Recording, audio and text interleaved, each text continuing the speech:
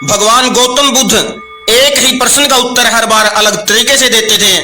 आपने ऐसी बहुत सारी कहानियां सुनी होंगी जिनमें बताया जाता है कि गांव वालों ने बुद्ध का अपमान किया और उनको गालियां दी। आज भी हम ऐसी ही एक कहानी का जिक्र करने वाले हैं, लेकिन मैं विश्वास दिलाता हूं, अगर आपने इस कहानी को पूरा सुन लिया तो आप क्रोध करना और गाली देना बिल्कुल भूल जाओगे।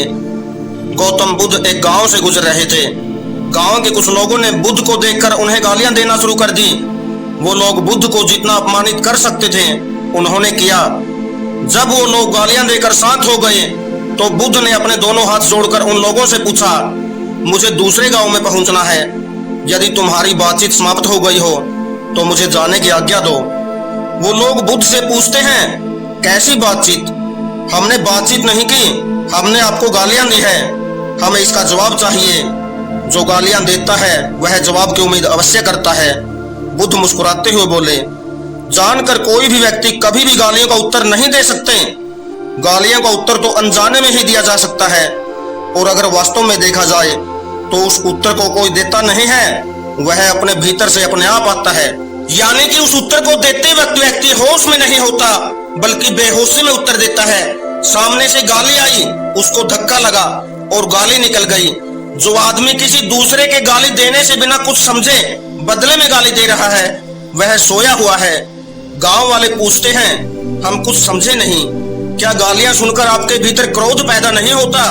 बुद्ध मुस्कुराते हैं और कहते हैं, हाँ पहले ऐसा होता था लेकिन अब नहीं होता। पहले कोई मुझे गाली देता था तो मुझे भी क्रोध आ जाता था, लेकिन अब मैं जाग गया हूँ। अब किसी की भी गाली मेरे बिना अनुमति के मेरे भीतर प्रवेश नहीं कर सकती। मेरे सारे द्वारों पर मेरी चेतना बैठी है। तुम्हारी गाली को मैं अपने भीतर जाते देख सकता हूँ। जैसे ही मैं उसे देखता हूँ वह समाप्त हो जाती है। अनजाने में अगर कोई गाली भीतर प्रवेश कर जाए तो वह परेशान कर सकती है, लेकिन जानबूझकर कोई गाली भीतर प्रवेश कर ही नहीं सकती। बुद्ध उन लोगों से कहते हैं, तुम्हारी गालियां ऐसी है जैसे कोई गर्म अंगारे को पानी की तरफ फेंके। जब तक वह अंगारा पानी से दूर रहता है तब तक वह गर्म रहता है, और जैसे ही वह पानी में गिरता है वह राख बन जाता है। ठीक इसी प्रकार हर व्यक्ति के भीतर बोध की शीतलता हो सकती है। जैसे ही उसमें गाली मिलती है गाली समाप्त हो जाती है।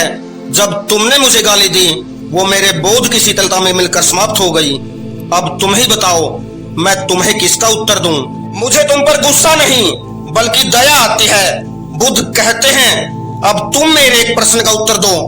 यदि कोई व्यक्ति बीमार है तो क्या तुम्हें उस पर क्रोध आएगा?